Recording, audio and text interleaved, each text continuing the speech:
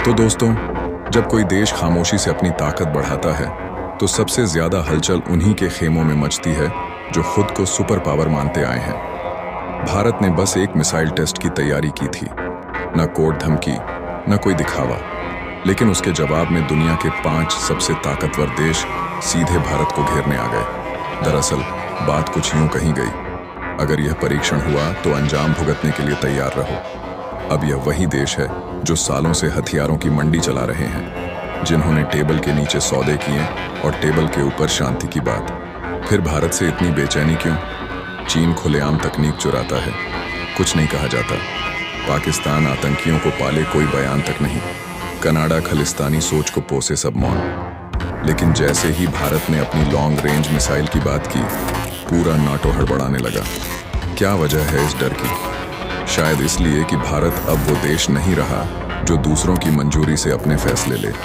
जब भारत वो कदम उठा रहा है जो कल तक उसे उठाने की इजाजत नहीं थी, और यही बात खाल रही है उन्हें, तो अब सवाल सिर्फ इतना नहीं है कि यह परीक्षण क्यों हो रहा है। असल सवाल ये है कि भारत की कौन सी ताकत उन्हें रातों की नींद से ज्यादा चुभ रही है। आइए उस हकीकत से पर्दा हटाते हैं जिससे नाटो तक घबरा गया है।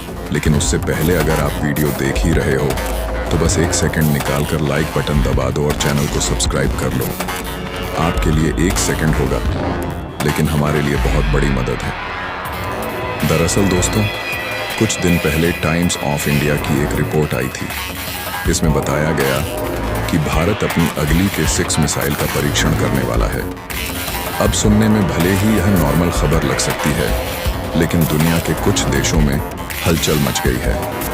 खास तौर पर नोटी के कुछ सदस्य देशों ने इस पर खुलकर चिंता जताई है। यहां तक कह दिया कि यह परीक्षण दुनिया की शांति के लिए खतरा बन सकता है। अब सोचिए, भारत अगर एक मिसाइल टेस्ट कर रहा है तो वह किसी देश के दरवाजे पर जाकर नहीं कर रहा, अपने ही जमीन और समुद्र से कर रहा है। तो फिर यह घबराहट क्यों? असल वजह है कि 6 कोई नॉर्मल मिसाइल नहीं है। यह एक सबमरीन लॉन्च्ड बैलिस्टिक मिसाइल है, मतलब पानी के अंदर से छोड़ी जा सकती है। और इसकी रेंज अभी तक कोई ऑफिशियल आंकड़ा तो नहीं है, लेकिन रिपोर्टर्स के मुताबिक 4000 किमी तक मार कर सकती है। कुछ जानकार तो यह भी मानते हैं कि असली रेंज इससे भी ज्यादा हो सकती है। अब यह समझना मुश्किल नहीं कि जब कोई मिसाइल इतनी दूर तक और वो भी समुद्र के नीचे से लॉन्च हो सकती है, तो क्यों यूरोप के देश बेचैन हो जाते हैं और भारत की तैयारियां भी मामूली नहीं हैं।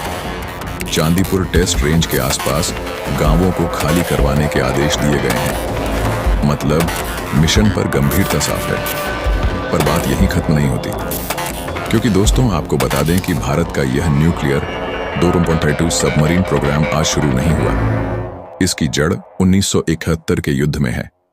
जब पाकिस्तान से जंग चल रही थी, तब अमेरिका ने USS एंटरप्राइजेस युद्धपोत बंगाल की खाड़ी भेजा था। यह भारत को एक सीधी चेतावनी थी कि रुक जाओ, झुक जाओ। लेकिन इंदिरा गांधी ने उस वक्त जो समझा, वही आज भारत की नींव बना। उन्होंने डिसाइड किया कि अब भारत की ताकत सिर्फ जमीन तक नहीं रहेगी, परमाणु शक्ति पानी के नीचे भी जानी चाहिए। और आज वही सोच K6 जैसी मिसाइल के रूप में दुनिया के सामने खड़ी है। शांत लेकिन मजबूता साल था 1977। भारत ने अपना पहला परमाणु परीक्षण किया था। नाम दिया गया स्माइलिंग बुद्धा। दुनिया ने देखा, लेकिन भारत असली तैयारी उस दिन से शुरू हुई थी। DRDO और नौसेना ने चुपचाप एक काम हाथ में लिया, स्वदेशी न्यूक्लियर पनडुब्बी बनाना। कोई शोर नहीं था, कोई तस्वीरें नहीं आई, सिर्फ 3 सालों तक चलती रही एक साइलेंट तैयारी। और 2006 में भारत ने उस तैयारी का जवाब दुनिया को नहीं, बस खुद को दिया। IAS अरिहंत भारत की पहली ऑपरेशनल न्यूक्लियर सबमरीन बिना प्रचार के नौसेना में शामिल कर ली गई। और फिर 2018 में जब प्रधानमंत्री ने खुद बताया कि अरिहंत अपना पहला न्यूक्लियर हिटरेंस पेट्रोल मिशन पूरा कर लिया है, तो भारत ने वह लाइन पार कर ली जहां से वापसी की कोई जरूरत नहीं थी। अब भारत सिर्फ न्यूक्लियर हथियार वाला देश नहीं, अब भारत उनके साथ खड़ा था जिनके पास समुद्र के नीचे से वार करने की ताकत है। अमेरिका, रूस, फ्रांस, चीन और ब्रिटेन। अब इस लिस्ट में भारत का नाम भारत था, और यहाँ से असली खेल शुरू हुआ। भारत अब जिस पनडुब्बी पर काम कर रहा है, यूं है क्लास। नाम भले ही शांत लगे, मकसद साफ है, पानी के नीचे से वो ताकतवर मिसाइल दागना जिसका जवाब सामने वाले के पास ना हो। यह इतनी गहराई में ऑपरेट करती है कि चीन हो या पाकिस्तान, कोई पता नहीं लगा सकता कि यह कहाँ है, क्या कर रही है, और अगर कभी जरूरत पड़ी तो वहीं से जवाबी हमला करने में भी सक्षम है। यानी यह दिखती नहीं लेकिन खत्म कर सकती है। और अब यही वजह है कि केवल पाकिस्तान या चीन ही नहीं, नाटो के कुछ सदस्य देश भी बेचैन हो उठे हैं। अब सवाल पूछे जा रहे हैं कि भारत को ऐसी मिसाइलों की जरूरत क्यों है जब पहले से उसके पास अग्नि जैसी लॉन्ग रेंज मिसाइल मौजूद है। पर बात मिसाइल की नहीं है, बात उस सोच की है जो अब भारत को बचाव के लिए ताकत से बचाव की तरफ ले जा रही है।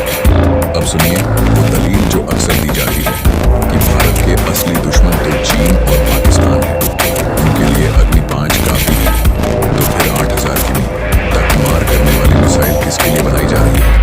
ये वही पुराना सवाल है, लेकिन हर बार नए शक के साथ पूछा जाता है, किसे टारगेट कर रहा है भारत, इतनी दूरी तक वार क्यों? और फिर वही सलाह, भारत को 6 जैसे मिसाइलों का परीक्षण नहीं करना चाहिए क्योंकि यह तो विनाश के हथियार हैं।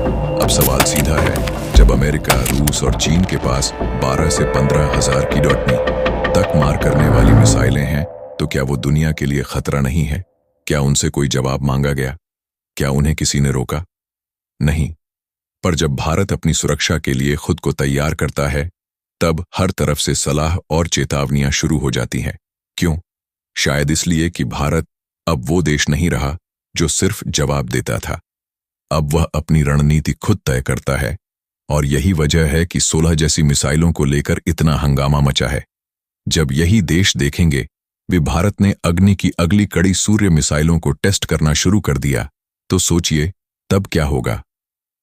अब बात सिर्फ रेंज की नहीं